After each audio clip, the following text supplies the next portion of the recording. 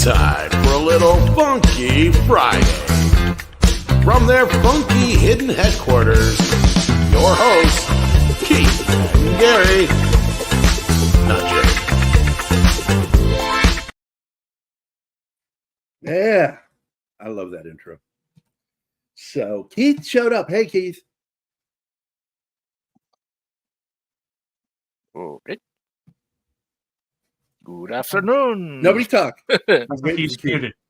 Yeah, waiting for Keith. Waiting for Keith.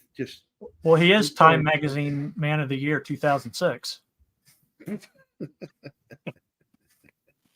I do want to put this up that our new friend, Chris Mullen, is a YouTube member. And thank you so much for doing that, Chris. Wonderful. Thank you. Then, of course, Chris was here for a second and now he disappeared again. Yep. Hopefully he'll get that straightened out. Yep. I hope so. Yeah, I mean, it's not bothering me too much. You can just say something to mute. That's all you got to do. If you're having trouble, he's having audio trouble. So anyway, and we got another Keith. Hey. How we doing? Yeah, there good. we go. There we go. There we go. So, what's up, Keith? Hey. Long day. Long ass day. It is Friday. I didn't do a show this morning. I did stream for a little bit just for gaming. There's Chris. Hey, Chris. That was me. That was me. Hey, Chris. How are you doing, man? All you got to do is this. Mute when you're not talking. That's all you got to do. Mute when I'm not talking. Am I echoing? No, I don't think we're echoing. Hello? Yes. Yeah. Yes. Is it me? Hold on. That's just Yep, it's you. Hello? There you go. Mute when you're not talking. When you got something to say, unmute, say it, and then remute. I've had to do it myself. It makes life a little complicated, but survive. Happy Friday, everybody. It is end of the week for most people. Most, people who have normal jobs. But we are looking forward to talking about this, even though we lost a couple of people this week. We lost Robbie Robertson this week, singer, rocker, guitar. He was former guitarist back in the 60s. He played guitar for Bob Dylan, man. And he passed away this week. And old school rocker, American Indian, wrote really from the heart and just an amazing songwriter. Worked with Peter Gabriel in 1987. Gabriel helped produce his album, self-titled album. It was just Robbie Robertson. And it's got some great songs in there. He wrote the song Broken Arrow, which was later covered by Rod Stewart. But his version is so much better. Then he did like Fallen Angel, which is just an amazing song. And Peter Gabriel actually jumped in there with the vocals on that one. It's clear. I mean, he's even in the video. But rough week. But William Friedkin is somebody that no matter how you feel about him, because I've got problems with him, some of the shit he did. I can't fault him on his films, though. His films are amazing. And they had a huge impact on me. And I'm sure they had a huge impact on other people. I know it impacted Chris. You guys, he was almost inconsolable the other day. Chris was just crying and crying and crying. I finally asked him, are you sad that he's gone? He goes, no. I was out of chewing gum, and it upsets him when he's out of gum. And he couldn't find his weights. That was the other thing. He was really upset the other day because he couldn't find his weights. Making up stories about what I see. I'm just miming because of the echo, so No, that's cool. Just jump in, say whatever you want to say, and then you mute. But it looks like Penny is here, Anima Confusa, Dragon Ruse, Andy Morrow, and Pat S are in the house already. I hope everybody's going to be enjoying this discussion because Friedkin, no matter, like I said, how you feel about him, really had an impact on Hollywood. He was he changed horror forever when he made The Exorcist. And The Exorcist, they did something with that blew my mind. Is he worked directly with the Catholic Church, and that was all set up by the screenwriter William Peter Blatty, and everything. That the movie was a hit, but it led to a fight between Friedkin and him because he changed something at the end when he released the theatrical cut. He had taken out the scene with Lieutenant Kinderman and the priest, who was a real priest in real life, that played Damien's friend. And he cut the scene out between Kinderman and him.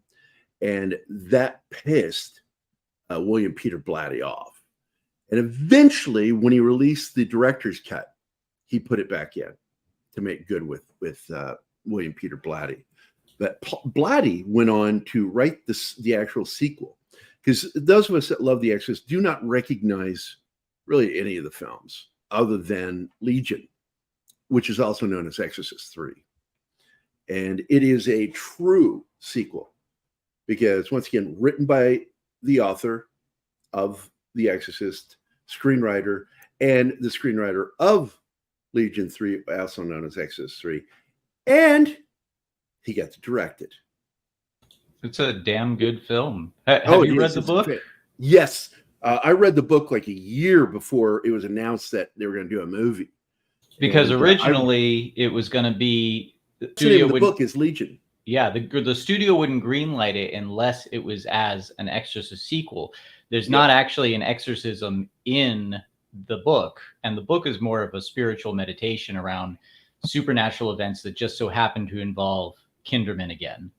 And they made changes to the theatrical cut. They had to reshoot some scenes, which they involve an exorcist, and it played by Nicole Williams. And they add a bunch of scenes with him all the way to the final scene. And it's so different. If you ever watch the director's cut of that, it's such a different film. And it's a heavier film. Can I say something controversial, though? I actually prefer the original release cut. I feel like... The theatrical. I like it too, to be honest with you. I like it. I like Nicole Williams. He's one of the greatest English over actors in the history of cinema. I think it needed a little something at the end to make it exciting, because it's a down ending. It's a down ending in the book. They have that one moment of clarity for Father Damien, Father Damien, or Karras. I'm sorry, Father Karras, and Father Karras says, "Now, do it now, do it now." And Kinderman, this time played by George C. Scott, which is interesting because 12 Angry Men. I'm trying to remember how this happened, because I know that that in 12 Angry Men, George C. Scott had to bow out, and Lee J. Cobb took the part. And then Lee J. Cobb died before they made The Exorcist 3. And so this time, George C. Scott took his place.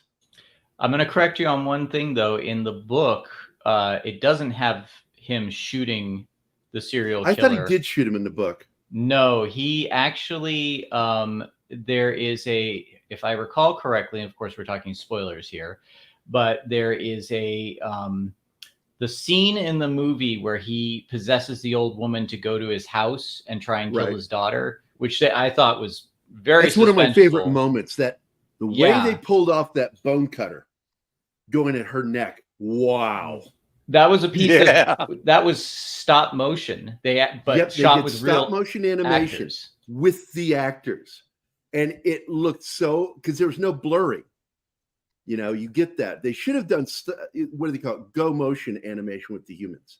But I think it really adds a little bit of creepiness to it. But in the book, what happens is the woman goes to the house, and there's a whole subplot about who this guy's father is, and why he became a serial killer. And there is I can't remember exactly how it's resolved, but it's actually the spirit is released before it can commit the murder, and the woman just kind of collapses. And she says something, but it's actually a much more upending in the book in terms of spirituality, Catholicism, and he's forming And a new Judaism, relationship. because Kinderman's Jewish. Well, it's a Catholic story though, but it's Yeah. Well, that's because William Peter Blatty himself is devoutly Catholic. I just love that line. Catholic. He's Catholic.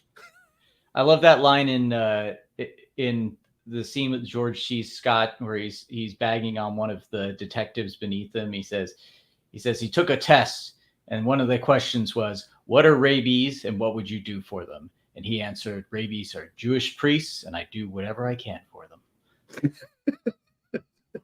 There's some great lines in that film. George C. Scott, when he starts talking about that carp in his bathtub, it's in the book too. It's in the book, and I love that was so transferred right into that. But also has one of the scariest scenes. This film is also a favorite of my daughter's, by the way. She loves George C. Scott horror films. She loves The Changeling, and she loves Exorcist and Exorcist 3. And that scene when the nurse, and you just keep following the nurse, that long shot where she's walking in and out of that room, and then suddenly the music cue happens, and the hooded, sheet-covered killer goes at her with the bone cutter behind that her. Is rated as the #1 best jump scare in horror movies of I have all no time. doubt about that being right, and I've read that too. And it's like, because I jumped when that happened. I was like, yeah, fuck. Well, I want to say this about William Peter Blatty was a comedy writer, and George C. Before Scott that, that's right. Is like comedies. He's like the king of deadpan. So I feel like that was a match made in heaven. But if you go back to the original Exorcist, you also notice that William Friedkin realized that, because a lot of the exchanges between Kinderman and Father Karras are very humorous, deadpan. They're very cheeky humans with each other. Yeah, my favorite line is, "You know who I think I did it? Who? The Dominicans. Go bother them." Go bother them. I also like the line about Salminio. He says, "You look like Salminio."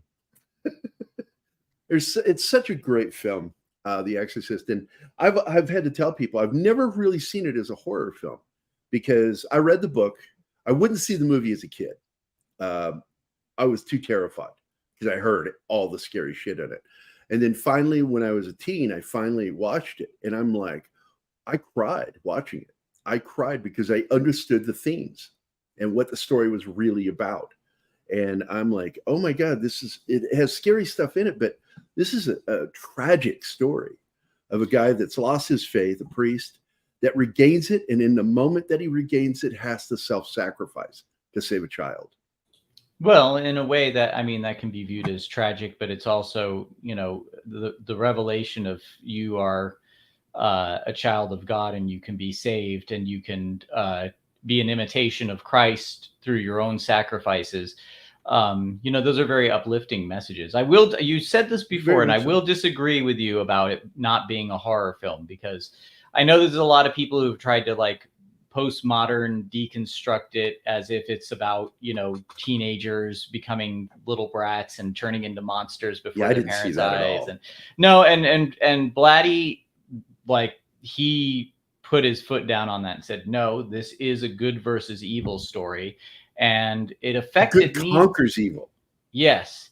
And for me, it was a very influential horror movie, because I think about it in terms of the emotional impact of the horror of what the characters are going through. If you were in these situations, I've heard kids say oh, I didn't think it was that scary. She doesn't even chase people down and kill them. It's supposed to be Friday the 13th or something. She doesn't have to. She just tosses them out the window.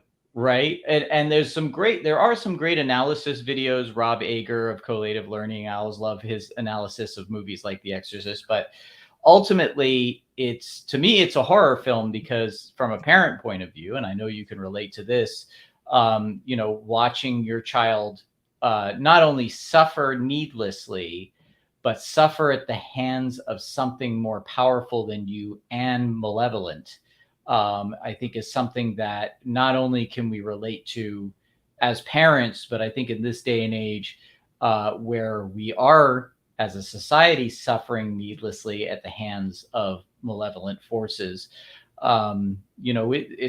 It's more poignant than ever. And I also think it's prophetic that while Hollywood is collapsing because of its own ineptitude, one of the great directors that changed everything and who we owe very much to passed away right at this time. So that's really what I've been feeling about it. And by the way, if you want to see a really good documentary, I used to be friends with I think his name was Mark Kermode, British BBC analyst, cinephile. I helped him. We met because I helped him make his Blade Runner documentary, On the Edge of Blade Runner. And there's a special thank you to me in the credits on IMDb and on the film at the end. And just a really nice guy. We had a great talk, and he made it one of the best documentaries about this movie, The Exorcist. And I forget the name of it offhand. Let me see if I can find it. The Exorcist, Lucifer Rising by Mark Kermode. Oh, I need to see this now. I think it's on YouTube. I think you can find it on YouTube. All I can say is it is a fantastic documentary on the making of The Exorcist. I definitely need to see that. I think that's I love documentaries about filmmaking anyway, really kind of getting into the nitty-gritty. And there's quite a few. There's one on the DVD. And I know you've got some feelings about his way of motivating people. No, look, I admire his filmmaking, but I think some of the things he did was questionable. That people wouldn't get away with it today with the cancel culture, the way it works. I kind of turned a blind eye to some of it, but the one that bothers me is what's her name, Burstyn, that plays the mother in The Exorcist. He had her cable wired for a pole stunt. She did her own stunt where she gets yanked into the wall and against the what do they cabinet, call it? Yeah. It's a tall dresser. Yeah, it's a tall dresser. And she got injured doing that. And they yanked her too hard. It hurt her permanently. I trust that she's not going to bullshit that she had permanent damage that, bothered her her whole life. Ellen Burstyn, wasn't it? Wasn't she the one that played the mom? Ellen Burstyn, yeah. And I remember hearing that. And I agree with you. I understand a director wanting to do certain things to kind of like heighten the mood. Tension. And yeah, but at the same time, it's like things like firing guns on set. That's what he would do. He would, in order to get the jump scare out of the actors without warning them, he would fire a gun right when he wanted them to jump. And it's on camera. Yeah, Every single time you see them turn suddenly, it's because he fired the gun.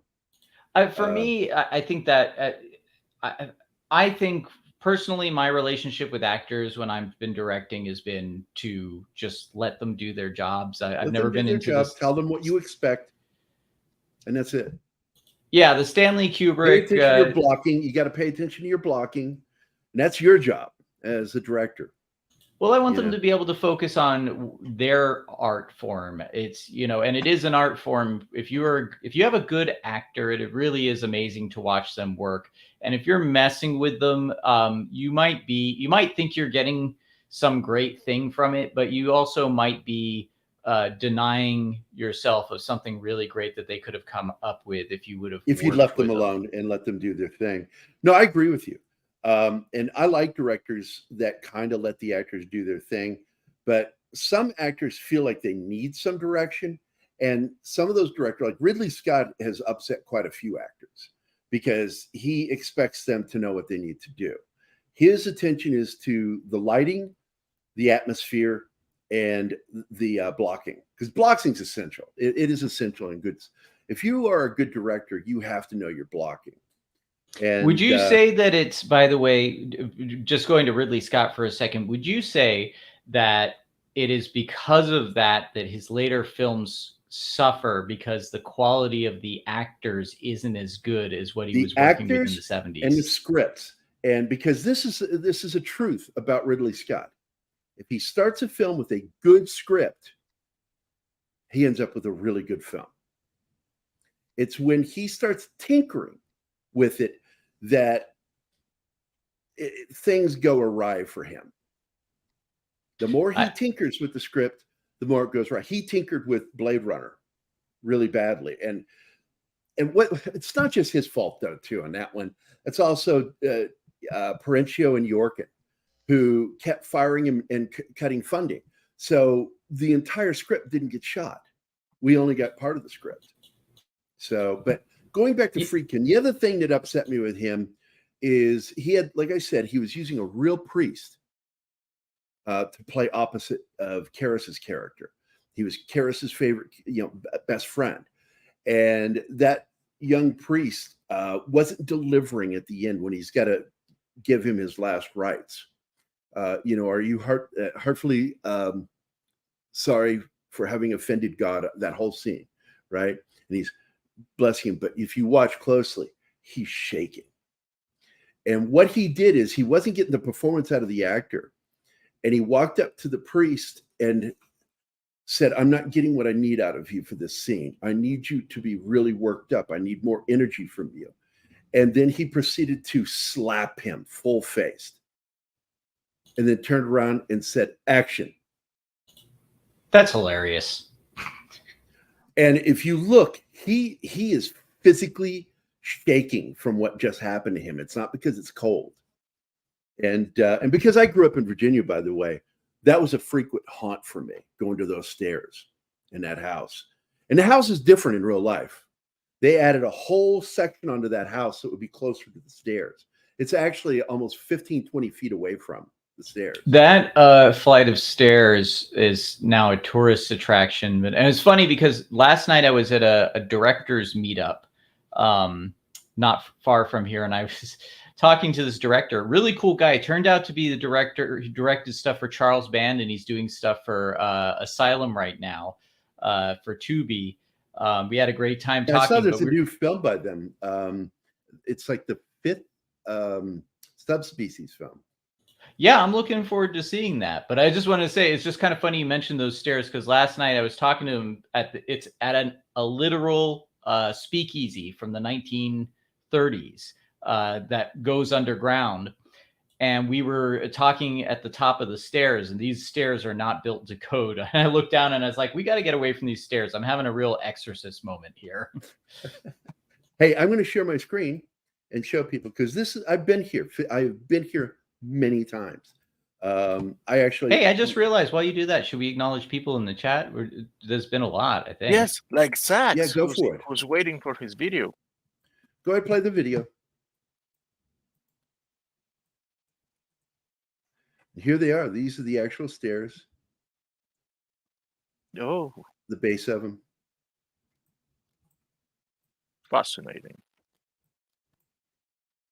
And I don't know. This is a newer one, because you used to be able to go right up to the base of the stairs and look up, and now it won't let you. But it is something that else. Wall is really cool too. That stone wall. Yeah. But, now, one of the fun things about that, when you see him going down the stairs, it's really hard to notice because it's dark. But each of those steps, because those are real stone steps, there's a black. You had to put rubber padding mat on it. Yeah. You'd never notice it unless someone told you to look for it, but it's there. Here, I'm going to go around to the other side here. Where's the corner? I think I'm going to go this way. Where's the turn? That's a one-way street. Grand Theft Gary. This is the parking lot, and then, yep, here we go.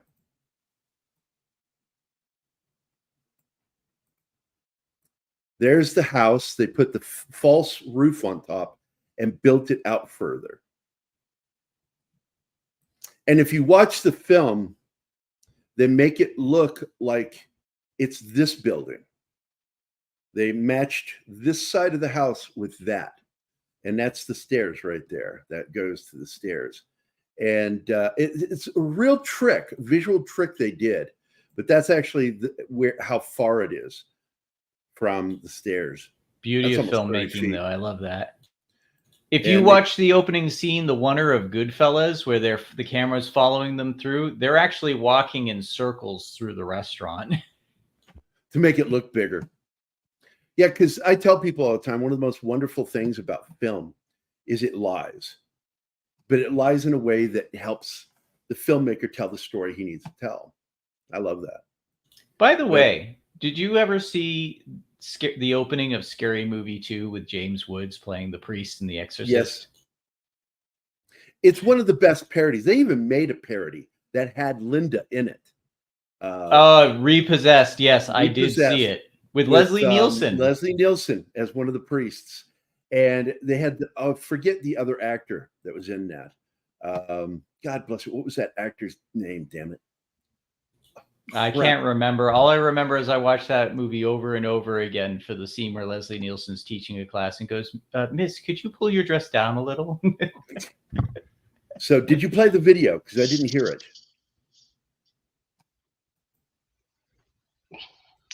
Martin. We've lost Martin. What video? I don't think he did. I never heard the video. There was no video. Only Zool. That video. Hey, fuck you, Kyle. Hey, fuck you, Kyle.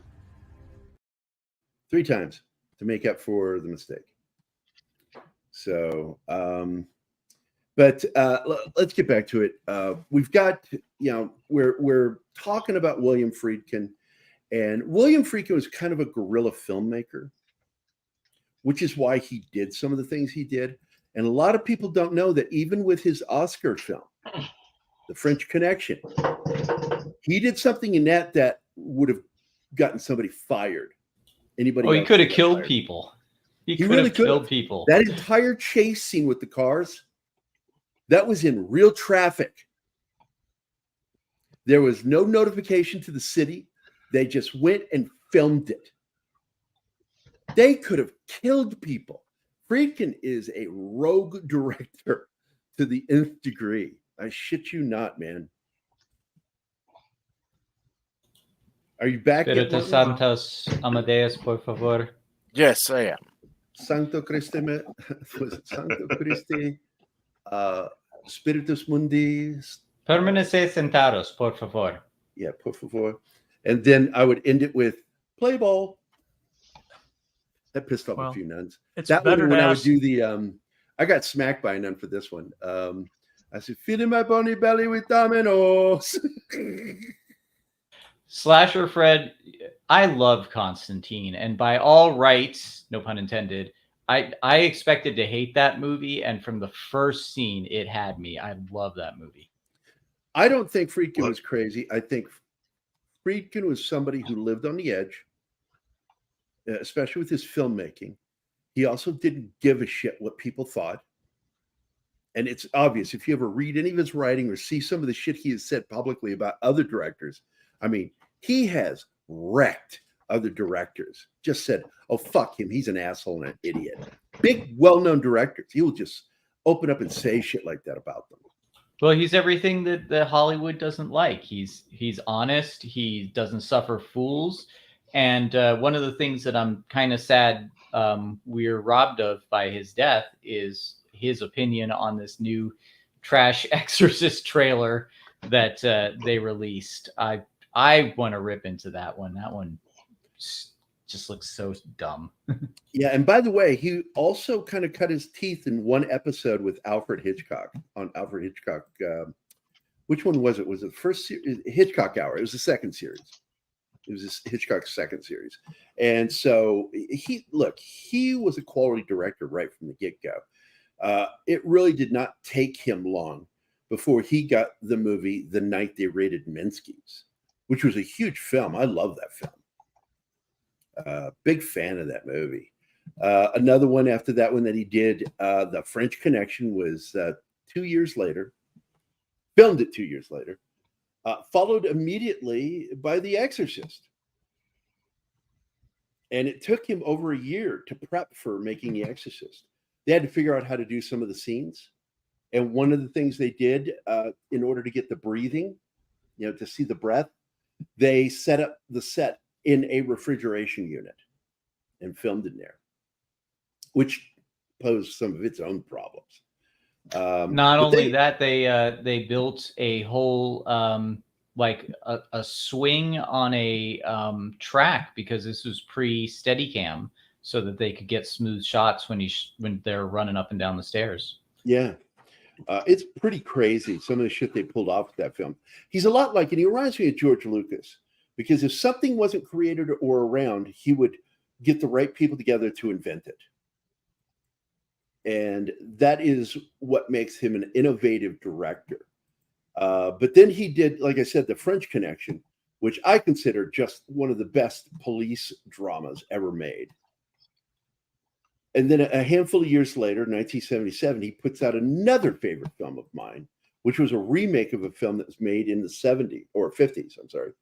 And I can't remember, was Robert Mitchum? I think Mitchum was in that, the original. But he changed the name, and it's called Sorcerer.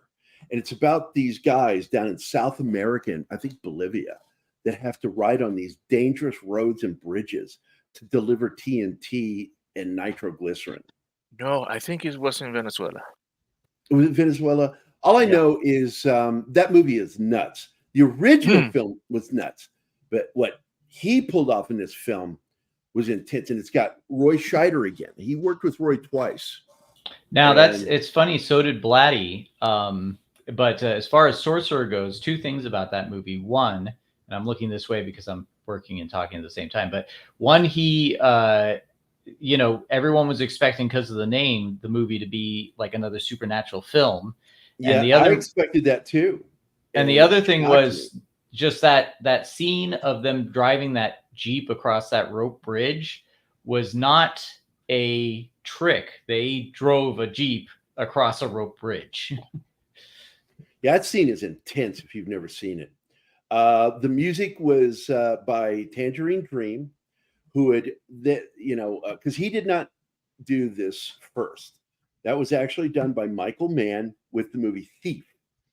And he had Tangerine Dream do the score for that film, making it the first entirely synthesized soundtrack. And then this movie was next, right after that. And let's see. Here we go. Here's some trivia. Besides internal on-set conflicts, William Friedkin said that approximately 50 people, quote, had to leave the film for either injury or gangrene, end quote, as well as food poisoning and malaria. In the Friedkin connection, he added that, quote, almost half the crew went into the hospital or had to be sent home, end quote. Friedkin himself lost 50 pounds making this film. That's 23 kilograms, and was stricken with malaria during the making of the film, which was diagnosed after the film's premiere. So he was working sick the whole time. Yeah. That's crazy, dude. Despite its look, the rope bridge was actually quite elaborate on its construction and contained numerous safety features, as well as hydraulic lifts in order for the special effects crew to manipulate it into motion. So that's why it looks so hairy and scary, is because it was designed to look that way.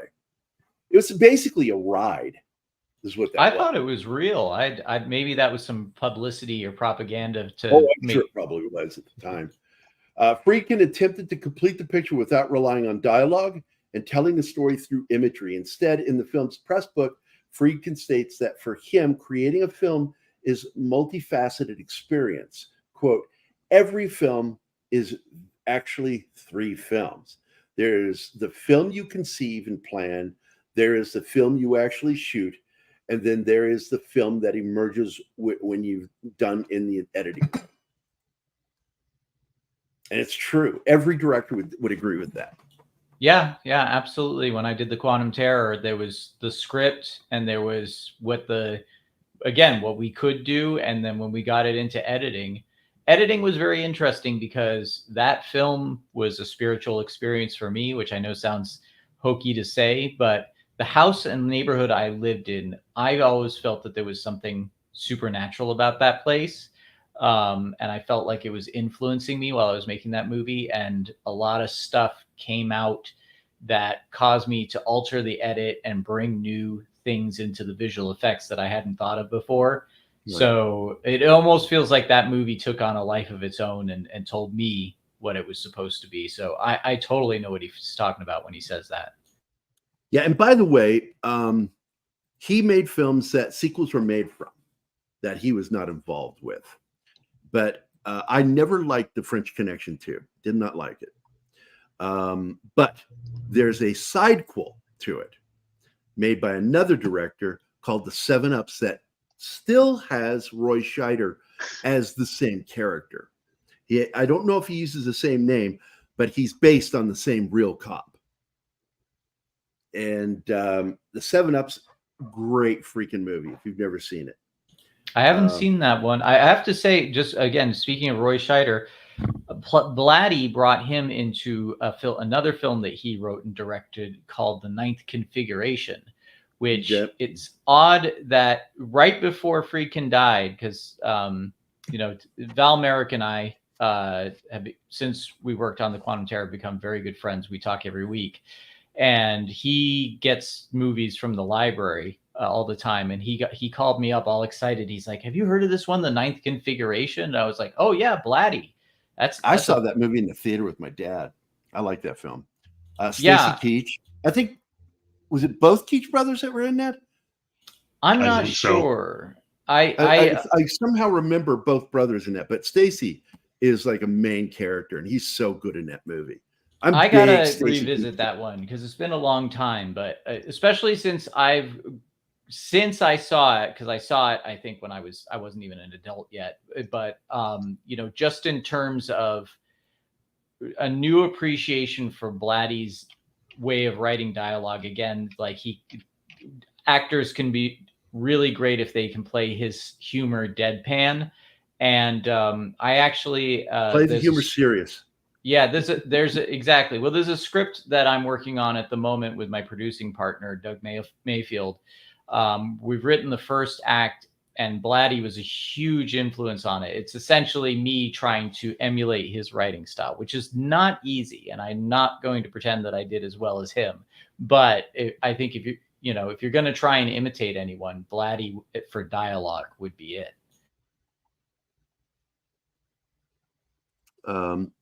So I do want to go into this one because I like this film a lot. I was 14 when it came out. I saw it with my dad.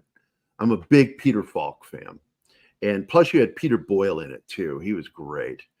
But this was based it was loosely based on the actual crime of the Brinks robbery. And it's actually funny, showing that even Friedkin could do funny stuff. The night they raided Minsky's also had comical overtones. So I'm very fond of this film. If you've never seen this movie, you got to check it out. It's a great film.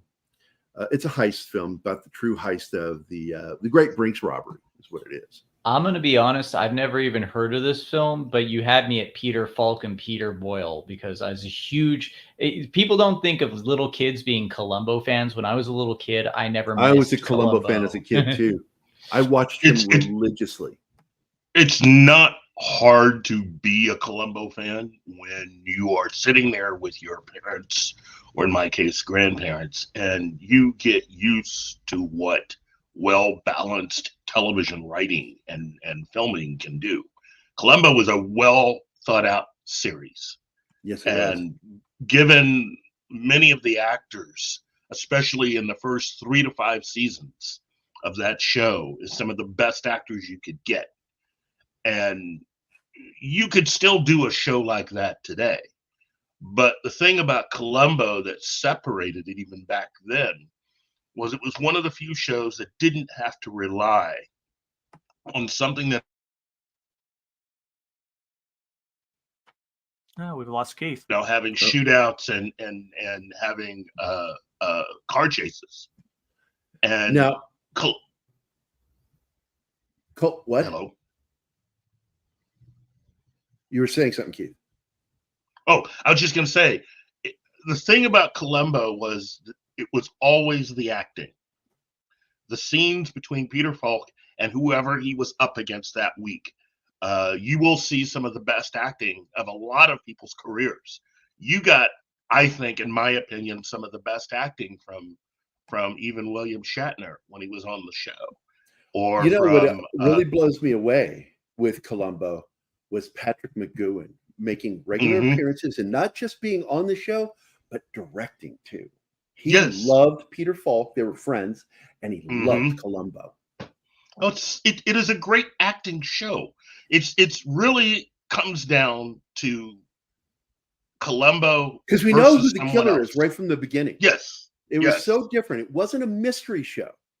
What it was we were in on it. We knew who the killer was, but we wanted to watch how Peter Falk figures it out. Well, it's not just that; it's his very charming way of how he closed in on them. You know, I mean, every episode you were waiting for him to go, "Oh, just one more thing." Yeah. One more thing, man. Before I leave, sorry. I forgot to ask you something. By the way, if you want to see one of the great acceptance speeches at an award show, I can't remember if it was the Emmys or the Oscars, but Peter Falk had a really funny acceptance speech where he just talked about how I was debating whether I was going to come and get it, and then I hopped on the plane, and he just told the story about coming to the Oscars to accept the award, and it was hilarious. Yeah, he was a regular on the Tonight Show too, and he was always a great guest with Carson. I'm just a huge Peter Falk fan, and the way he pulled out the fact that he's got that glass eye, and he would squint that eye when he would look at somebody. He would squint it. So this movie with Friedkin, what's it called again? Which one? The one that Peter Falk is in. Oh, that's the Brinks Job. So what kind of character is he? Just like playing himself? He's one of the criminals. Okay, because you feel like when you watch Columbo, you feel like Peter Falk is playing himself, even though he's not. But he's got that, like the audience wanted that from him. He's so I didn't know if he was guy. that character. He's when you look at his work, early work was a little different, more different. He played a lot of variety of characters, but as he got older, and this happens with a lot of these guys that get a lot of years behind them, they just began playing a variation of who they are. It was my personality in this situation. Yeah, Ford does that all the time. And when he does actually act, it really comes off silly. Sometimes it's weird. It's he as far as actors like that in general. Again, George C. Scott is another one, and maybe this is what Friedkin looks for in the actors, but they make it look so effortless. When really, if you try and do it without doing an imitation of another actor, it's not at all. As far as Harrison, thing that was important to him, though, Friedkin, was that his actors understood the script, and that was something that he wanted to know right up front. That was part of his decision making in the agreeing to the casting, is if the actor understood what they were supposed to be doing, and because he didn't want to put all the work into that, he wants to focus on making the film. And going back to The Exorcist, by the way, isn't that the whole complaint in the scene where she's shooting the scene, and she comes back to the director and she's like, "This doesn't make any sense. Why is he even doing this?" And he goes, "Why don't you ask the writer?" "Well, where is he?" "On vacation." "Writing?" "Fucking." I love that character, that actor. He died not long after the film. I love that scene where you hear his voice come through Linda Blair's body. He said something about your cunting daughter. And you know what she did? Your cunting daughter. I was like, what the fuck? Oh my God, that scene freaked me out so much. And Dimmy, when the mother's talking, his mother, Dimmy. That is another favorite moment is when he's in the New York subway and he's startled by that homeless guy. Can you help an old altar boy fada? Catholic altar boy fada. Oh my God. The dream sequences are freaky too. Oh, everything about, look, and this is one of the things that I think is a kind of William Friedkin's curse, is that he did so much brilliant work, but he made such an impression with every scene, every moment of that movie, that nothing he could do afterwards would live up to it in the minds of the audience. And that's kind of, an amazing thing to make a movie that iconic where like 50 years later we're still talking about it. Yep. And at the same time, kind of sad that from there on out nothing else you ever do is going to be good enough. Yeah, and I got to tell you, we've got a new Exorcist film coming out. Don't care. I'm not going to watch it. I'm not interested in it. I think it's great that they brought Ellen Burstyn back. She's in the film. And apparently there's a image of Linda Blair in a photo hanging from a Christmas tree. But I thought it was funny because that photo is from a made-for-TV teen movie called Confessions of a Teen Alcoholic. Portrait of a Teenage Alcoholic, yeah. And I actually posted that to, I think I posted that to our community board. But yeah, it was from like a TV guide ad, Portrait of a Teenage Alcoholic. Promo ad photo. And I laughed when I'm like, did they really use, and they did, they used that in the movie. And I'm like, at least you should have done is use a photo from the movie, for God's sakes, not from another project. Jesus Christ. But I don't know if Linda's going to return. But Ellen Burstyn is back, and I'm assuming playing the same character because I'm sure they're going to go to her. But what they do in this is so cursory, and it's so overly typical, cliche, with the plot premise. And it's just like, you're not even trying to be suspenseful and scary. That's what's so great about the film, because the whole reason why Lieutenant Kinderman gets involved is because he's investigating the murders of the not Zodiac, but the horoscope killer. What do they call him in that? Oh, the Gemini killer. Gemini killer. Yeah. And the Gemini killer, we actually get to meet him, played by Brad Dourif, in the sequel, Exorcist 3. We actually get to meet him. And I thought that was cool. He was creepy as fuck in that movie, by the way, Brad Dourif. When they augment his voice slightly, when he begins to talk really low and it rumbles, oh my God, that was creepy shit, dude. I love Brad Dourif, man. He's one of my favorite actors. But Friedkin, didn't want to repeat territory. That's the big thing with him. He didn't want to be involved with any sequels, ever. To him, if you're not constantly moving forward, you're dying. As a director, as a filmmaker. So he was constantly doing something new. And I don't want to go into the film because I've never seen it. But if anybody wants to talk about Cruising, you are welcome to talk about it. I do not know anything about that film other than the basic subject line that it's an undercover cop involving himself in the gay community because there's a murderer killing gay men. I think, for the most part, the only thing that I would say about that movie, which is not anything I'm really interested in watching, but what people need to understand about it is at the time of the making of that film, like that was a much more taboo subject to tackle than now. And I think that's what attracted it touches on it in the movie Looking for Mr. Goodbar. It touches on it because the Richard Gere character who kills her at the end of the movie is potentially gay or bi, and that her discovery of his impotence from not being turned on for her makes her mock him, and it leads to him murdering her at the end of that film. Very dark ending. And so Cruising was the next film to really touch on that subject, but it's not the first time that he's worked on stories about gay people. You go all the way back to the beginning of his career in the 60s, and he did a little film. I don't know if you guys ever saw this, The Boys in the Band, based off of the play. That was 1970. Was it? I thought it was in the 60s. It's 1970. Well, they started production in the 60s. You're right. Yeah.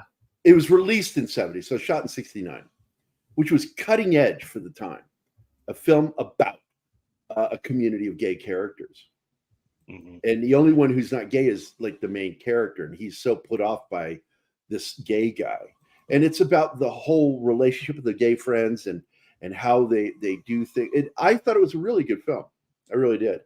So the gay thing didn't bother me. I think what I didn't like was that the gay aspect of Friedkin's next film that dealt with that Cruising, it was so fucking dark.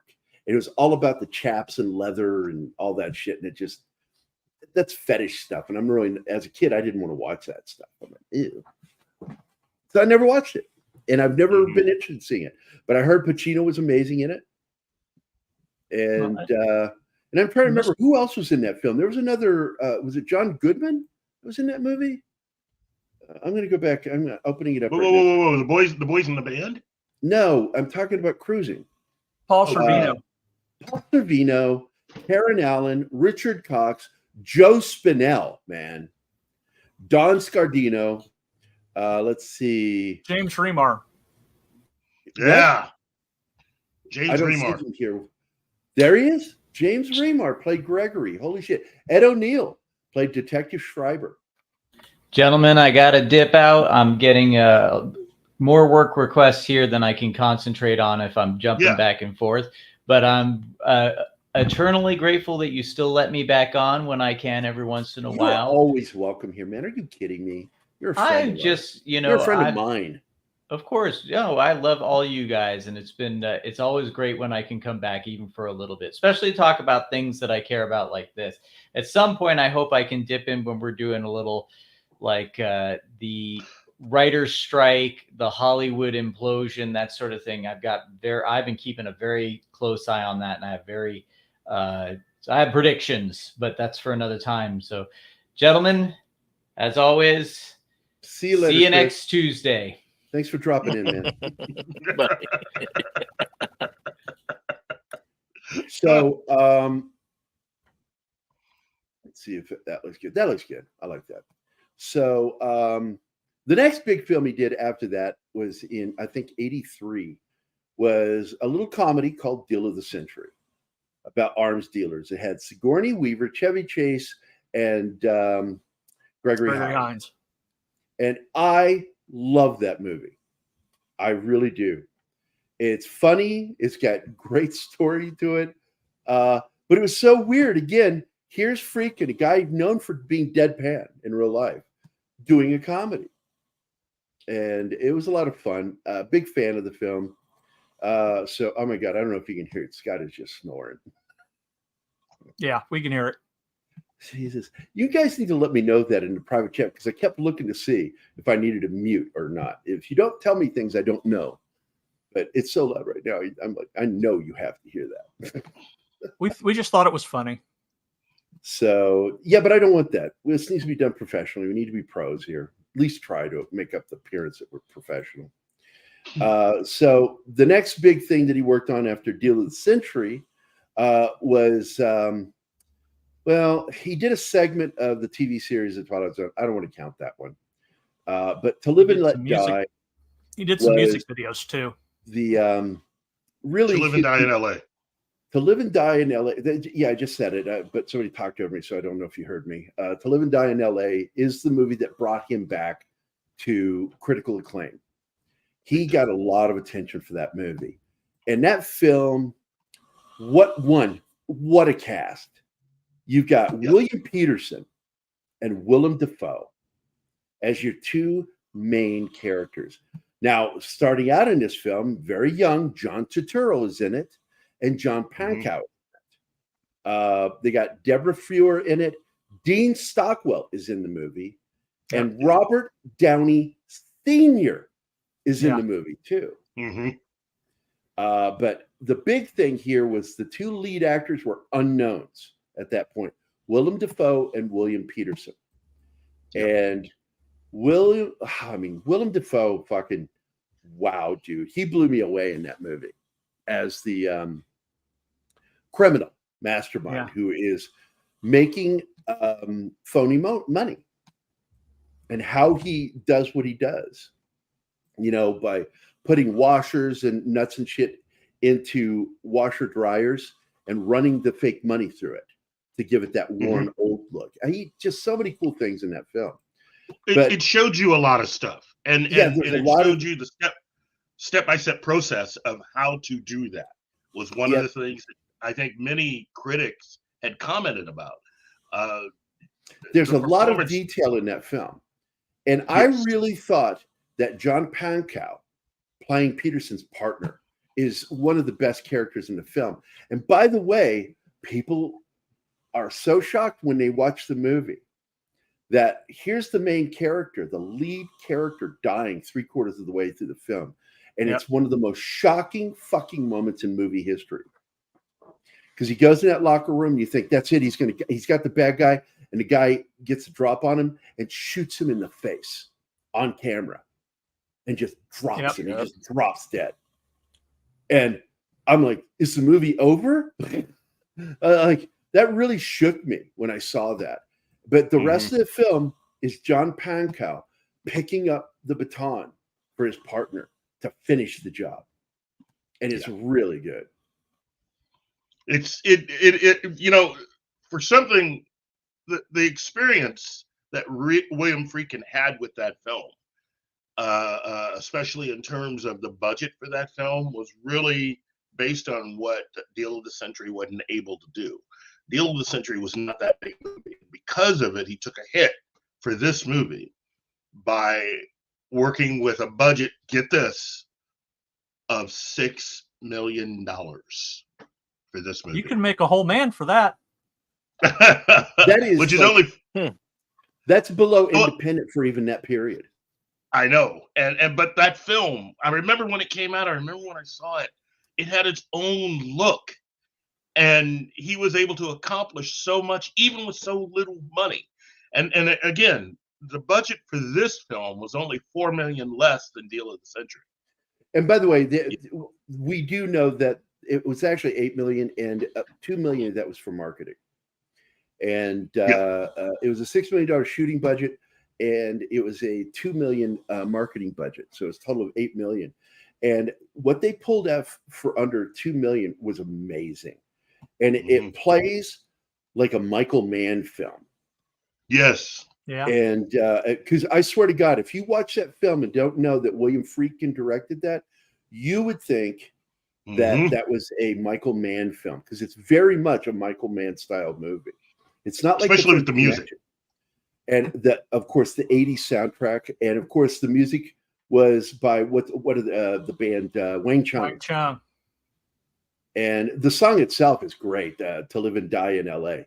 I still hear that song in my head every once in a while, and I'll just stop. Oh, I got to go listen to that right now.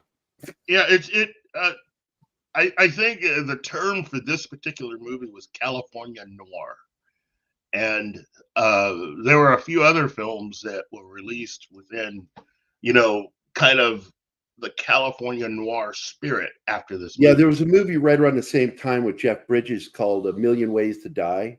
Oh God, that movie's so good. God, that movie is so good. And a lot of people don't know that that's the same character that Liam Neeson would play in A Walk Among the Tombstones. It's the same character, and it's from a series of books. And I always wanted to see all the books turned into a film with Jeff Bridges, because he was really good as that character. And just to say one last thing about that, Andy Garcia in A Million Ways to Die, fucking worth the price of admission. He was so good in that film.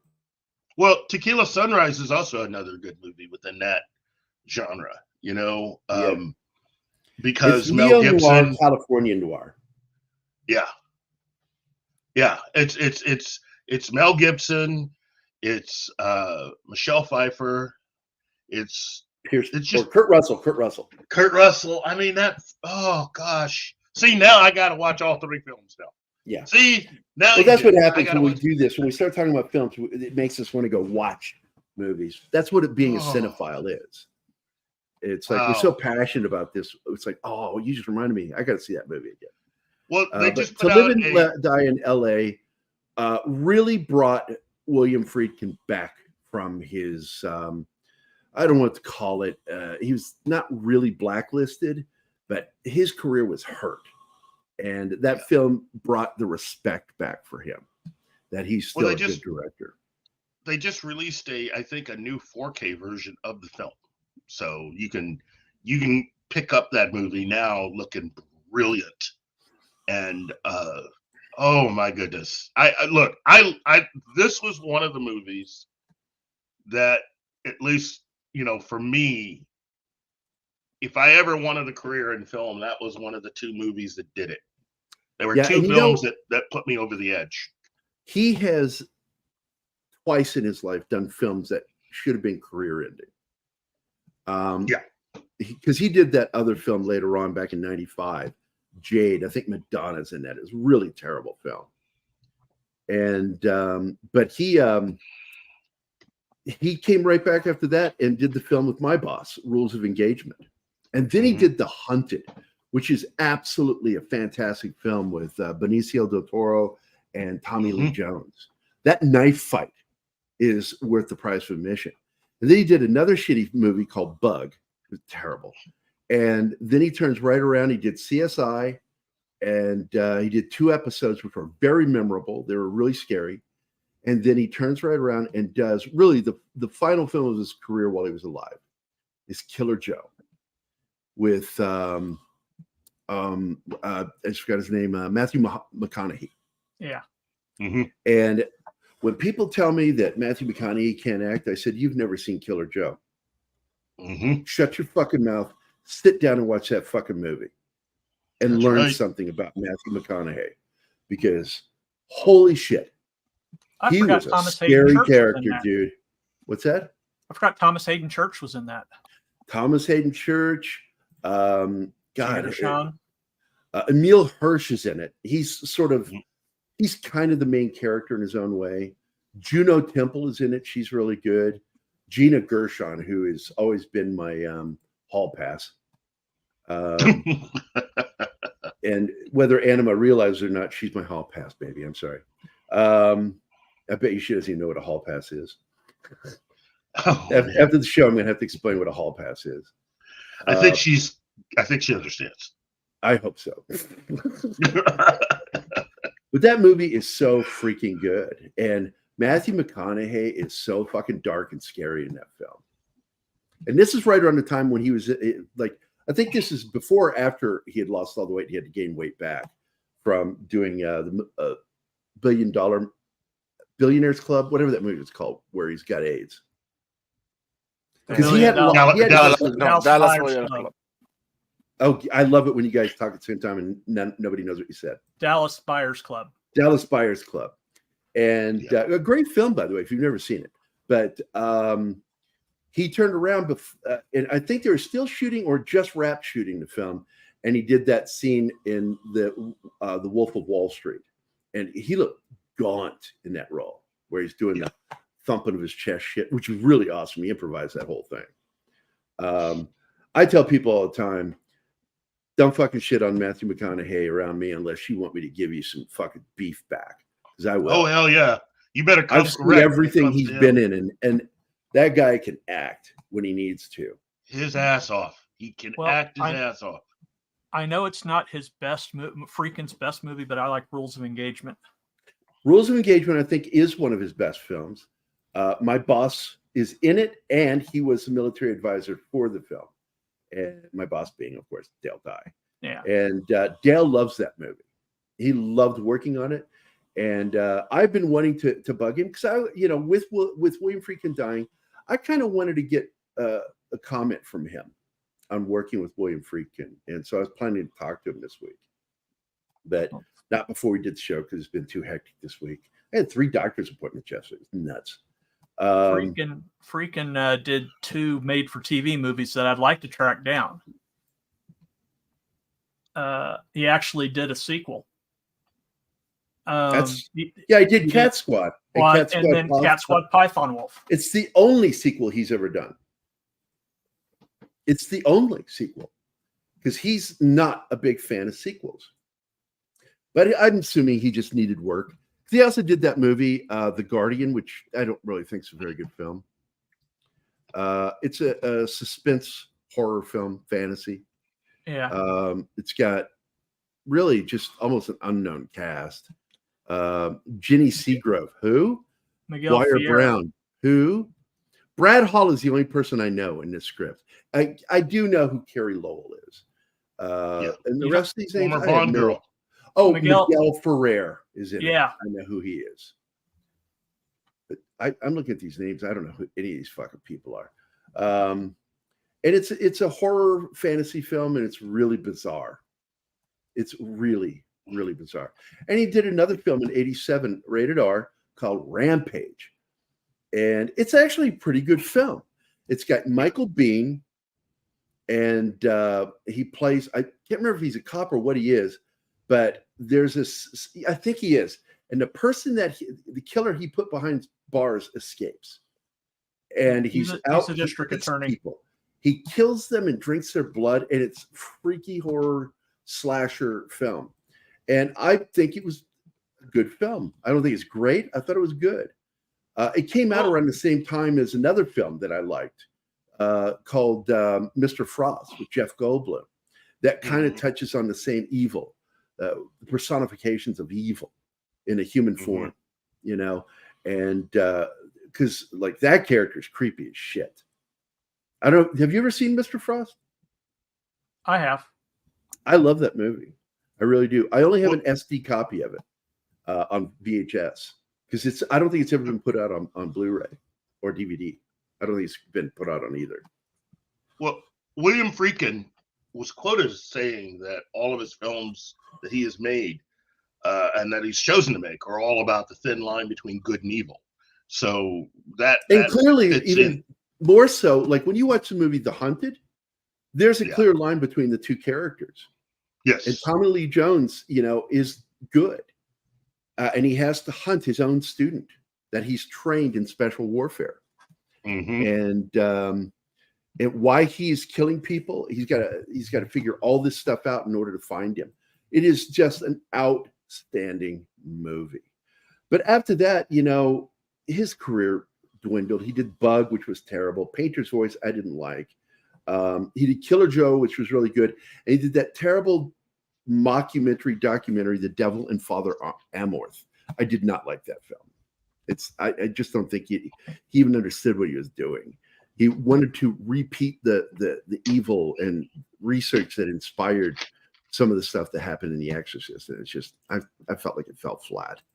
Well, the movie that he did that I didn't know was Blue Chips. I didn't realize he had never done even Blue seen Chips. it. Was it good? Yeah. It's a sports ball movie. It's about basketball. It's got Shaq in it back when he was an actual player. It's got Penny Hardaway, a couple other basketball stars from when I was actually watching basketball. I remember when this movie came out and Nick Nolte is the lead. Yeah, he is the lead. He's the coach. He's doing whatever he can. Hey, Jack, tell me a bedtime story. Fuck you. Oh, that's my favorite. Oh, that's my favorite. Nick Nolte. Yeah, well. I sometimes question his doing that voice because his head goes slightly sideways when he talks. Well, like you're trying to do that voice. But Blue Chips is a great film. Had some of my favorite actors in it. People who had worked with him previously is Ed O'Neill. Yeah. But Alfred Woodward is in it and J.T. Walsh. Because we lost him right around that time, didn't we? Yeah. The thing about Blue Chips that William Friedkin should really be proud of is that Blue Chips helped to eventually lead to movies like Any Given Sunday. Yeah. That get inside sports and try to explain the different personality types and things that make certain sports work. Because without Blue Chips, I don't think we would have gotten Any Given Sunday. You know. Yeah, I could see that. Now, the film that J.T. Walsh died right after filming was Breakdown. It was actually his final film, even though other films came out after. The final film he worked on was Breakdown. I don't know if you guys are a big fan of J.T. Walsh's or not. I love that guy. What a great actor. He has one of the smallest, but one of the best parts in A Few Good Men, because he's the what do they call it? Whistleblower on Jack Nicholson's character. And immediately after he whistle blows on him, he eats a bullet. He kills himself. Breakdown. Is that the one with Kurt Russell where he goes in the diner, he comes back and he comes because he's broke down and he comes back, his wife's gone. Yep. Okay. Very, very good film. Yeah. It was one of the first early films that really started tackling the human trafficking, because that's really what it's about. Oh, yeah. So, but anyway, Friedkin just is one of those directors that I love his work. I question him sometimes. I don't think he was a madman. I really don't. But he was a maverick filmmaker. He didn't give a shit what people thought. And I didn't talk about Chris because I've never seen it, but Chris did. But I did talk about Killer Joe because that is a great fucking movie. And like I said, McConaughey was creepy as shit in that movie. Let's see. Shaq is in that movie. That's right. I've never seen that film, but I do know about it. I don't know why. I'm not that big of a fan of watching basketball. I love sports films like football, baseball, boxing. But for some reason, basketball films never got me going. I never seen Hoosiers more than once because my dad wanted to see it. So I went to see it with him in the theater. Yeah, but Blue Chips is pretty good. What's the premise of it? A coach is basically has to do whatever he has to do, including breaking the rules to make his team competitive. Basically, this was in the aftermath of a coach like Bobby Knight. Bobby Knight. Yeah. And that's the kind of character that you have that's the lead of this particular film. So it was a way of commenting on people like Bobby Knight and their drive to be the best, their drive to have the best team, and what they would drive their players to do in order to continue to be the best. So now I'm trying to check before I start talking about it because I don't know much about this film. If it's a remake of the Caine Mutiny, I don't know. I think it's, from looking at what it says, it's not out yet, but looking from what it says, it's like a modern interpretation of the Caine Mutiny. But it's written by Herman Wouk.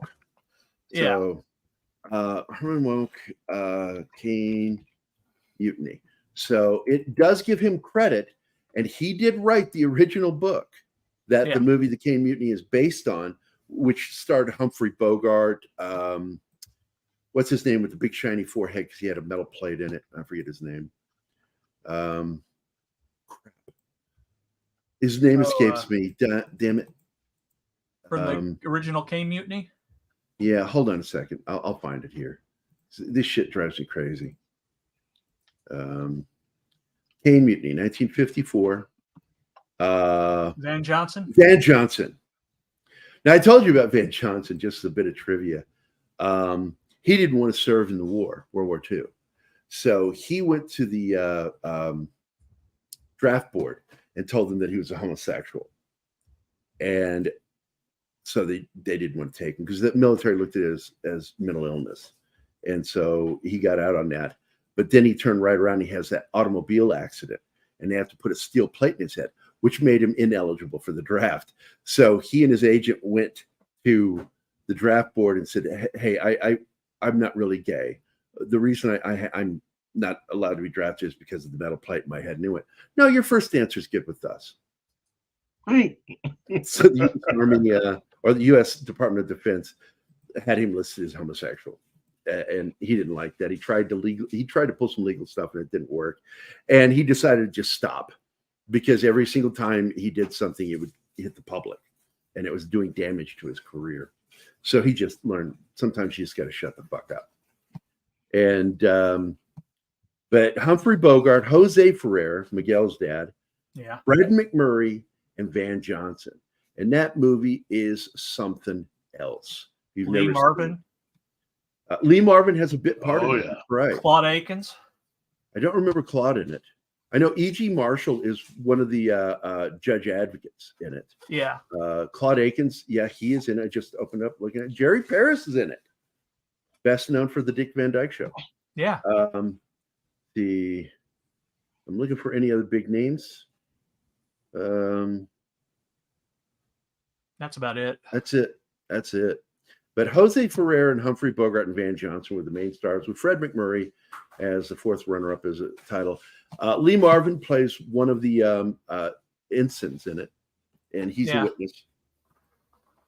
And the whole thing is that the commander, not the captain, takes command of the ship because The captain, they believe, is acting unlike himself. And so, just like with the movie with Crimson Tide. Yeah. Yeah. There becomes this conflict, but he takes command of the vessel, saves the day, but in the end, he's brought up on charges for mutiny. And Herman Welk wrote the book, and they made the first movie. I think there was a made-for-TV movie version of it too, done in the 60s. But then this one is going to be huge. And I don't know if they're going to, because there's something very traditional about William Friedkin. So I'm hoping that he sticks to the book. And but you've got Kiefer Sutherland, Jason Clarke in the two main lead characters, Lance Reddick in one of his final roles. Let's see, any other big names that I think is worth mentioning. Oh, Jay Duplass is in it. Good actor. Of course, my boss is in it, Dale Dye. And Lewis so, Pullman, who's the son of Bill Pullman.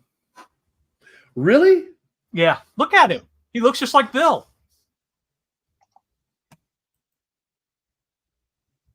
Holy crap, he does. That's weird. That is really weird how much he looks like his dad. Oh, you better put that in the private chat because I need to check that out. That's crazy. Here, I'll copy his page and share it. So, but this looks like it's going to be a good film, and it's posthumous for him. But I'm happy he went out working on a film. And though I'm sad that he's gone, because I don't think he was done by any measure of the word. The only way it's like they say, a film isn't completed, it's abandoned. So I'm sure he had other films planned. Well, Friedkin was someone who, in my opinion, was someone that just spoke his mind. In that respect. Oh, and he does. Some of the shit he said, Keith, oh my God, recently. I'm going to go find it. I will go find it. And I put a link to a lot of his biggest quotes in the private chat. And it's just what you just posted. I like that exchange he had about Oliver Stone and the DVDs. That was it. He said he's full of shit because he says, because Stone made some stupid comment that the shelf life of a DVD is 10 years. Man, I've got movies that are 20 years old and they're fine. They work great. Yeah. And he called him a fucking idiot, is what Friedkin said. He's full of shit and he's an idiot for saying that. And I'm like, thank you. Because I can't stand Oliver Stone. Friedkin, in my opinion, is part of that class of people that just likes to say whatever they want to say. They're not afraid to express themselves. And I put him right up there with Harlan Ellison and Steranko, really. Well, you've met a few times another director like that named Josh Becker. Mm-hmm. He's been blacklisted by so many people because he just doesn't give a shit. And he just says what he thinks. Yep. They're honey badgers. Yeah, sadly, I will say to Becker's detriment because it hurt his career. Yeah. I don't exactly agree with everything William Friedkin has ever said, but I will say this.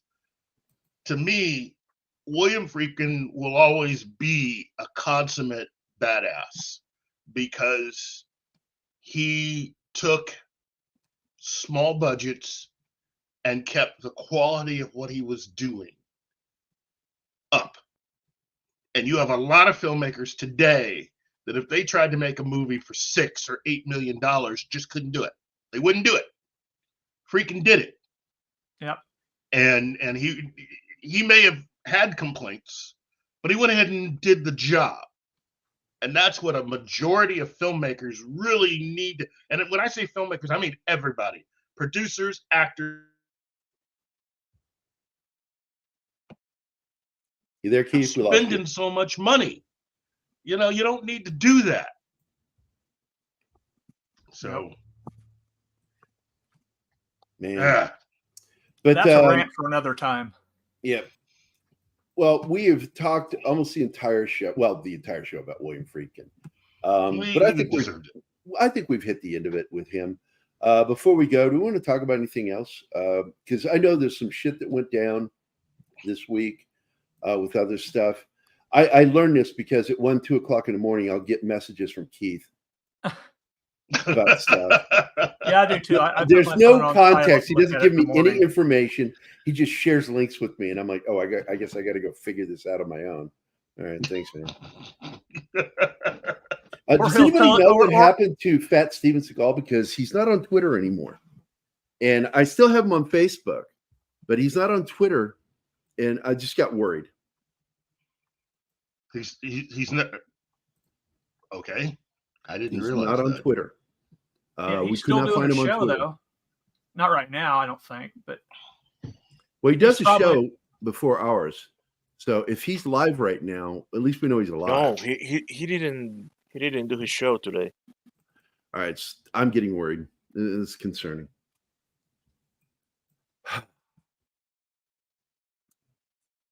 All right. So let me go to your messages to me. Let me go. There's Keith.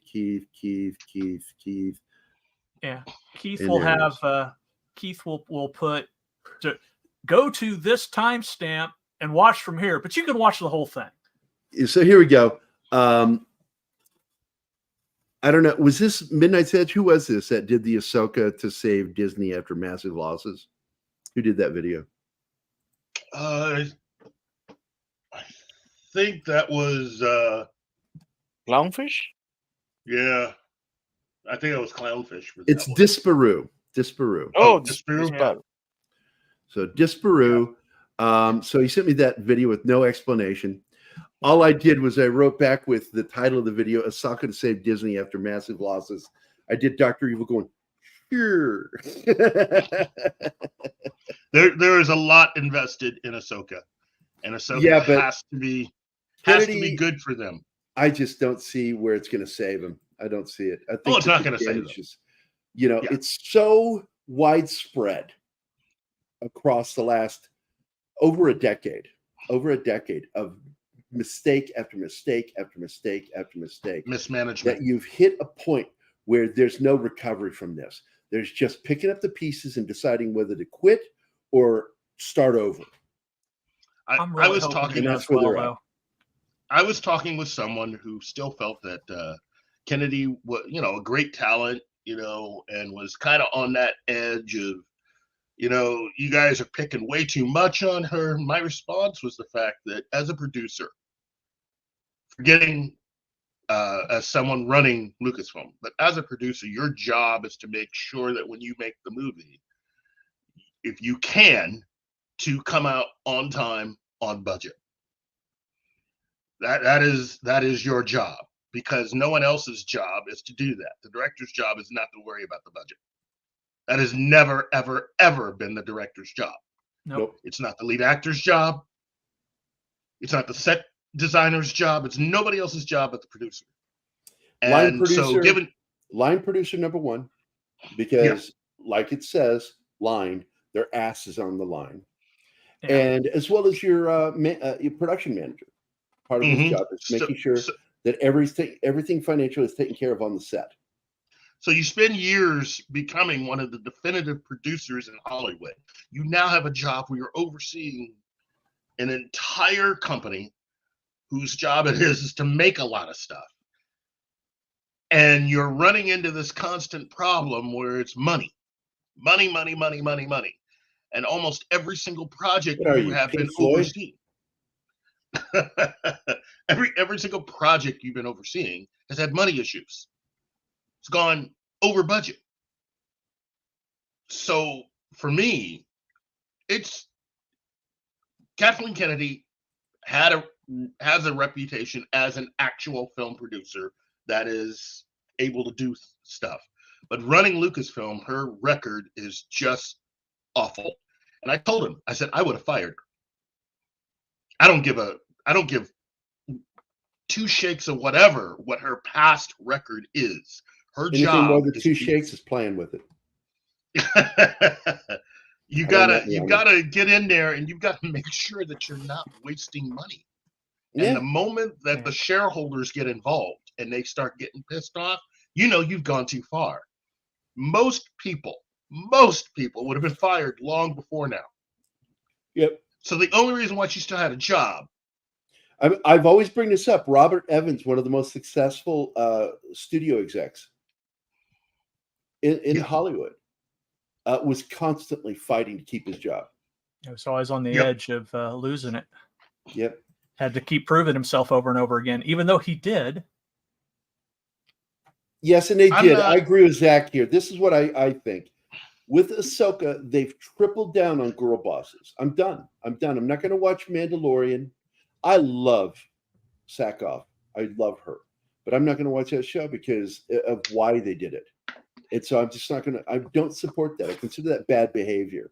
I'm not going to watch Ahsoka.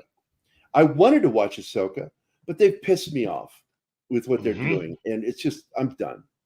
I'm washing my hands of Lucasfilm. I'll still watch it because I got to see what happens because it's basically Rebel season 5. Yeah. Well, and that's fine. There's nothing wrong with that, but it's just like with the whole Star Trek thing. And again, I was talking to another friend of mine who really wanted to know why, I was so hard on all of that stuff. And I said, the biggest reason is, as a business, the people who are responsible, and in this case, it's Paramount by way of CBS, need to understand that you can't piss off half a fan base and expect to do the same amount of. You cut out again. Yeah. Entire fan base was behind you. You cut out. Keith, we didn't hear you. You cut out. Can you hear me now? Yes. Yes. Okay. You can't expect to do the same amount of business as far as profit when you piss off half the fan base. And the thing is that they haven't. That's the thing that a lot of the Star Trek fans need to understand. You do not have the entire fan base behind you. You're not selling the merchandise that you need to make it worth it. Nobody really is making any real money. And that's where the genius of George Lucas really kicked in, because man, he could sell toys. Can you hear me now? Keith? Yeah. Can you hear me now? Yes. Okay. But you are wrong. The fans. You are wrong. Yeah, the fans are behind them with pitches and torches. I love it when his joke he stumbles over it. Yeah. He started stumbling over it there. The fans are behind with pitchforks. I'm glad you like it because I fucking hate it. Well, the thing these folks in Hollywood, these directors and these actors need to learn is they need to take a lesson from Michael Jordan. When Michael Jordan was asked why he's not getting involved in politics, he says because Republicans buy shoes too. Yeah. But it isn't just politics. It's the understanding that in order to do business, you need, when you adapt something that already is popular with a group of people, it makes no sense to take possession of that thing and then take half the fan base or fans of that thing and just tell them they don't matter anymore. Yet you're introducing products and other things that you're expecting to sell, and you don't get the sales. Yeah. That is what has been happening with Star Trek since CBS took over from Paramount and started making all this stuff. And their arguments make no sense at all, because they're mad because they're not getting the kinds of responses that they thought, or in this case, assumed that they would get, because they were, quote unquote, making Star Trek. And you need to be, first and foremost, Star Trek has always been about the writing. If you can't get that right, you're not going to get it right. Yeah. And no matter how, go ahead. I need to do some stuff here real quick. Okay. One, again, I wanted to bring up Chris Mullen joined us. She's a new member. Yay. He is part of the members group on Twitter. So everybody, make sure you say hi to her in the group. It was really nice. I'm really grateful. She's from down under, so Really? it's wonderful that she found us just by chance because she looked up Don Ecker on YouTube and found our channel. So very glad to have her join. Two, I wanted to thank Darius Munchausen for the $4 super chat or sticker. Thank you so much, dude. Yep. For you, I will give you this video. This is my personal video to you, Darius. What is your major malfunction, numbnuts? There you go. That's a new one. Yeah, I added that just recently. I added this one too.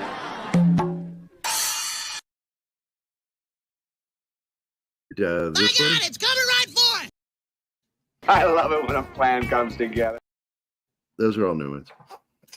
Nice. But I'm pretty much. I almost feel like ending the show a little early because I feel like we've done a really good job, and I'm fucking worn out. Well, I got a little bit of news. Won't take long. Okay. It seems Barbie won't be getting any of that oil money because Kuwait and Lebanon looks like they're going to do the same thing. They're banned in the Middle East. What did you expect? Yeah, I know, but I think it's just they've funny. hit $1 billion though, no matter what. Yeah. I mean, that movie's a fucking hit. Yeah, I don't think I'm ever going to watch it because I'm not interested in it. I'll watch it when it comes out on streaming just to see what the hype was about. I love her as an actor. I like Ryan Gosling. I'm not interested in Barbie. The only time I ever was interested in Barbie was when I was a kid because I discovered that if I played Barbie with the girls, I was playing Barbie with girls, and I liked that because I was into girls at a very young age, and I discovered that one, I could play Barbies, and two, I can wolf down a mud pie if I have to, just to hang out with a girl. Yes, I'll do it. When I was a kid. Yeah. So there you go. But let's see, anything else here? Oh, Tim, aka FK8C 2005, said, Pop Culture Minefield, have you been on the steps there in Georgetown? If you've been here earlier, you would have heard me talk about it. I grew up in Virginia, and I went to DC, Georgetown, Alexandria all the time. And I spent quite a few hours in that area because it was my pilgrimage to where they shot that film. But ironically, where the main part of the actual story took place was right here in Missouri, in St. Louis. Anybody who knows the true story behind The Exorcist knows that it started in St. Louis. And the final parts of what happened to the little boy, it was a boy, not a little girl, took place in, I think, Maryland, as I recall. Or as Pope John Paul II called it, Maryland. But I'm not a fan of much of, I didn't like Baltimore. But I spent some time in Maryland because I lived in Virginia.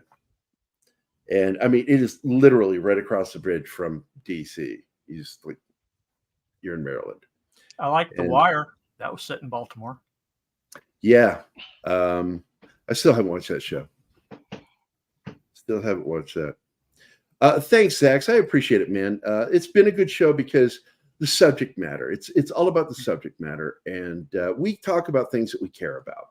And I wanted to talk about William Friedkin because no matter how actors, because Ellen Burstyn hated him. A lot of actors hate him. I've heard him called a bully. But he was just no nonsense. No bullshit. And he was notorious for getting what he needed from an actor, even if he had to terrorize him. Yep. Or slap him. Oh, like did we talk about Johnny Hardwick dying? No. He's the voice of Dale from King of the Hill. Oh, yes. He passed away this week, too. That's right. Yeah. Dale Dribble. Yep. Whose look is based off of the actor who played Terminator 2. Oh. He was intentionally designed to look like him. Oh, Yeah. What's his name? Robert Patrick? Yep. yes. Yeah. I love that other gaming software companies are upset that Baldur's Gate is so good. It was I- in as a early kid, I was access a for 2 connoisseur. years. Sorry. No, what was that? It was in early access for 2 years. 3 years. How can it be 3 years of early access? That's bullshit. It came out in 2020 in early access. Oh, fuck you, Darius. That's funny. You've never seen The Wire? I haven't seen it either. My channel isn't called Pop Culture Minefield. Wow. Yeah, look, Keith and I talk about this. You know, that's one thing that he and I have is like there are things that I know a whole hell of a lot about, and there are things that Keith knows a whole hell of a lot about. And through the two of us, we managed to pull enough together to where we can talk about pretty much anything in culture, zeitgeist. Yeah. And even if I haven't seen something, Keith usually has. Like Keith's seen The Wire. I've Right? seen some of The Wire. I haven't finished it yet. Some of The Wire. I'm bad like that. Well, and your panel can help round out the holes that you have. Yeah, there you go. We always have somebody that's seen everything. I'm too tired to get that PV. What is this? Hopefully, Gary's a mud pie connoisseur, and it's true. If it had like plants or anything in it, I wouldn't do it. But when it was just plain mud, I didn't have a problem as a kid eating it. I'd spit it out afterward. I like that. What she said. Drop comments and sub like a Bond movie. Like a Bond movie. Recent Bond movie, okay? Yeah. But I don't know. Are you guys? I'm just running out of wind. Okay. Yeah. I feel like, you know what? It's Friday. We can go and wrap this up if you guys want to. Yeah. You know, we've talked about a lot of stuff today. It was a fun episode. Let's not go out boring because we're tired.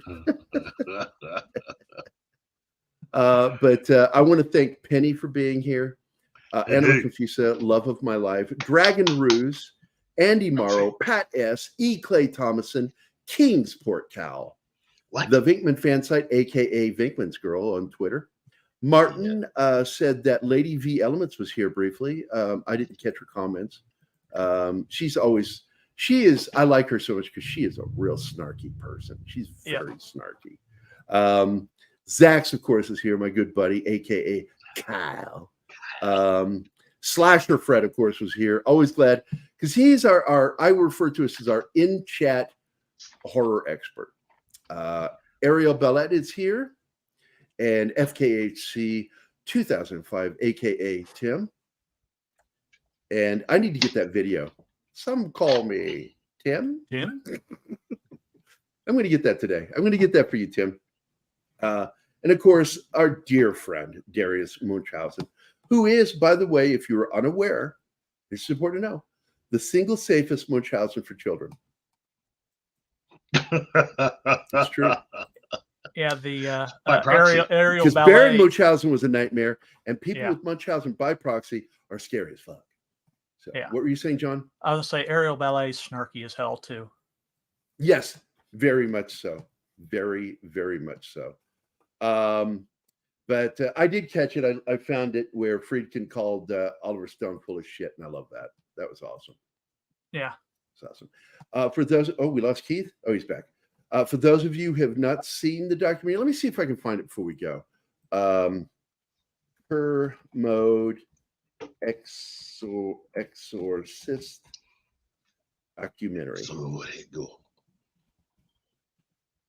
I really love that. I'm wondering if it's, yes, here it is. Documentary, The Fear of God, The Making of the Exorcist, is available. Plus, we have another thing with him. It's a 30-minute video, Exorcist Lucifer Rising. So I'm going to share both of these, copy link in the chat right now for everybody. Chat. Here is one of the videos. And this is the full documentary he did on the making of The Exorcist, and it's a really good documentary. If you haven't seen it, go check it out. It's free. There it is. Both videos are on, so go watch those buggers. But Yeah, Keith, want to say anything before we go, John? Martin? I wanted to track down his interview with Fritz Lang. Oh, yeah. Friedkin's Friedkin's interview. It's kind of a documentary because it's before he died. He got to sit down with him and do a little film with him. And I don't know where that's at. If we find it, is it hold on. I haven't been able to find it. Fritz Lang interview. Let me see. That's the one in 68. This is it. It's an hour and 30 minutes on YouTube. You can actually watch the whole thing. Wow. I never think about checking YouTube. Yeah, you dude, come on, man. Come on, man. I'm not happy unless I do my Joe Biden impression. Come on, man. There it is. Come on. You can go watch the Fritz Lang interview with William Friedkin right here. Fascinating stuff. So it's right there in the chat. I'll put it in the private chat too. There you go. Cool. And thank you. Looks like we just had somebody drop in. Who was that? Jeff PDX1. Destiny Captain and Jeff PDX1. Glad you guys could drop in. It's the end of the show. We're ending a little early today because we're out of wind. Keith and I are older, and we just get tired. I need my Maalox.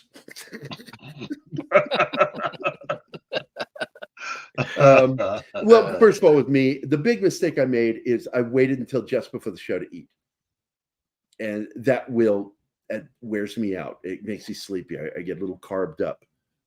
I had 3 tacos for lunch. Wow. Oh, they were really good, homemade. So they were really good. Only thing I was missing was lettuce. I was like, damn it, I forgot to get lettuce. But sometimes you can find stuff on here. Sometimes they get nuked before you do. Yeah, and that's why it's important. If you do find something, download it. You can download stuff from YouTube for free. Yeah. Download it. That way you don't ever have to worry about it getting ganked by YouTube or by some asshole that said, oh, that's not supposed to be free. So Destiny's Captain is 52. He gets it. But anyway, Martin, you have anything last you want to talk about before we go? No. Okay. Oh, next. All right. To pit my own stream next Tuesday at 4 Central. I'm doing part 3 of my Godzilla retrospective of the Showa era Godzilla. So I should finish it out. By the way, this is a great video of Martin trying to defend his wife in a fight. There's a camera on my back.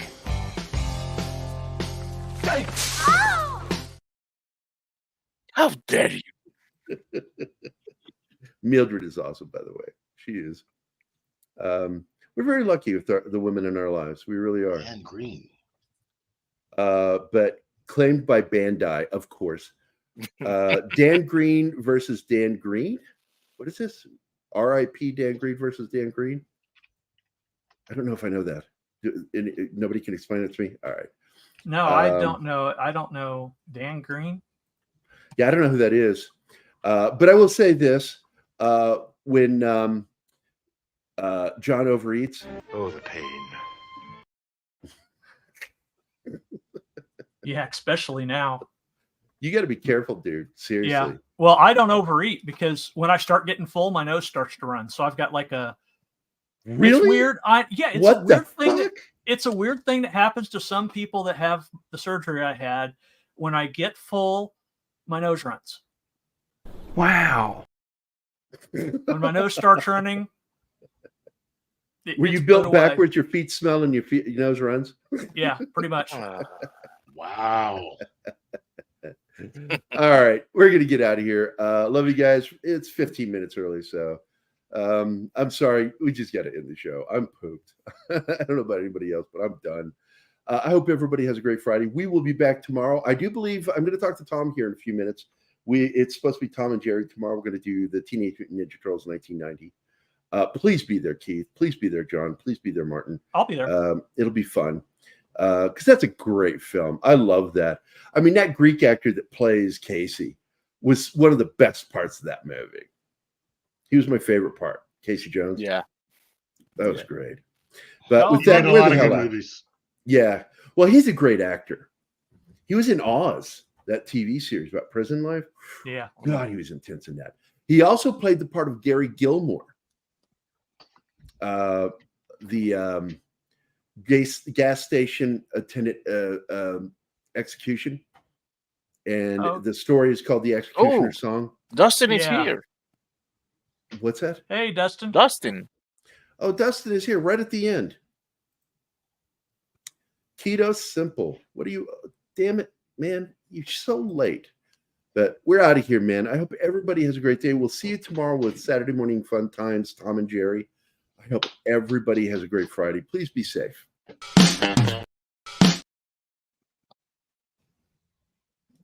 Okay, what just happened? Not me. That didn't happen. I didn't have my hands on anything. Ma, I'm doing a show. Ma, I'm doing a show.